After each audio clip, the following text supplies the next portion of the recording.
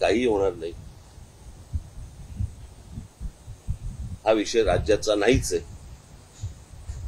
हा केंद्रातला विषय आहे, सुप्रीम कोर्टातला विषय आहे. मी तुम्हाला मागच्या वेळेला सांगितलं होतं की ह्याच्यामध्ये टेक्निकल प्रॉब्लेम आहेत, ते सुटल्याशिवाय हे विषय पुढे जाणार नाहीत. हे सगळं झुलवलं जाते, भुलवलं जाते बरं का. यातनं हाताला काही लागणार नाही. मी त्या दिवशी त्यांच्या समोरच जाऊन सांगितलं होतं ना की होणार नाही म्हणून. बरोबर की नाही? ठीक आहे. पाटील साहेब, राज ठाकरेंनी पत्रकार परिषद घेतली, त्यामध्ये त्यांनी असं म्हटलंय की विशेष अधिवेशन घेऊन काही होणार नाहीये, आरक्षण हा विषय केंद्राचा आहे, असं राज ठाकरेंचं म्हणणं. आणि असेच जरांगी पाटलांना सुद्धा स्पष्ट सांगितलं असल्याचं राज ठाकरे म्हणतात आरक्षण हा केंद्राचा विषय आहे. मला नाही सांगितलं स्पष्ट कोणी. नाही म्हणजे ते असं म्हणतात की ते ज्यावेळी भेटायला आले होते तुम्हाला पहिल्यांदा, जेव्हा लाठी हल्ला झाला तेव्हा त्यांनी तुम्हाला असं सांगितलं होतं. पण मी त्यांना पुन्हा एकदा आठवण करून देतो की मी त्यांना हेही सांगितलं होतं की केंद्राचा विषय हा 50% वरच्या आरक्षणाचा आहे. साहेबांना मी त्याच वेळी सांगितलं होतं. आणि आता पुन्हा एकदा आठवण करून देतो की आमचा विषय वेगळा आहे. मराठ्यांच्या नोंदी ह्या 1967च्या आधीच्या आहेत, म्हणजे शेकडो वर्षापूर्वीच्या.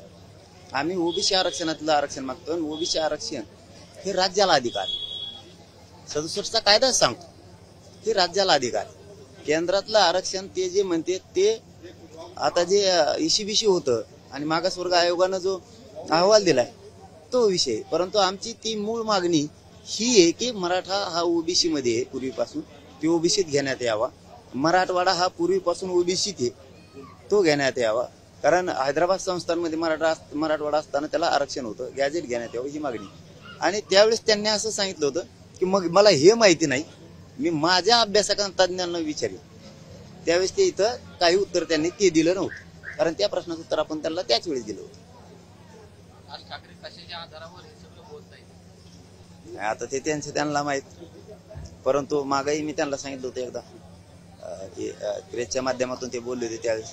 समाजाचं त्यांच्यावरती सुद्धा समाजाच्या पोराचं प्रचंड प्रेम आहे आणि आरक्षण हा जिव्हाळ्याचा विषय.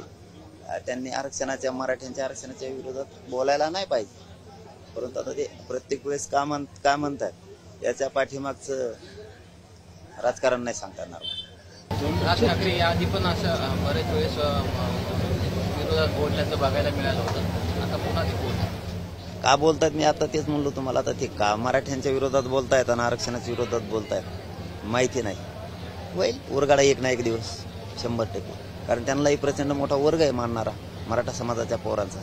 आणि त्या पोरांचं कल्याण होत असताना त्यांनी विरोधात बोलणं म्हणजे त्या पोरांना सुद्धा विचार करण्याची गोष्ट आहे. आज की आपल्या भविष्यावरती ज्यांच्यासाठी आपण जीवातून काम करतोय तेच आपल्या भविष्यावरती घाला घालतात की काय, ही पण विचार करण्याची गोष्ट आहे मराठ्यांच्या पोरांना.